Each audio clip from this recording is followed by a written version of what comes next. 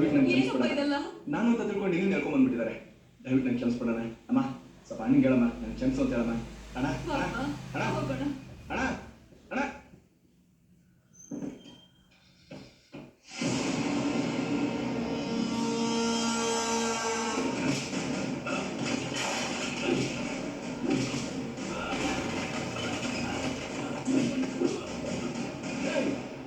ಕಾಕಿ ಹಾಕೊಂಡಿದ ತಕ್ಷಣ ನಿಮ್ಗೆ ಕಣ್ಣೇ ಕಾಣಕ್ಕಿಲ್ವೇನೋ?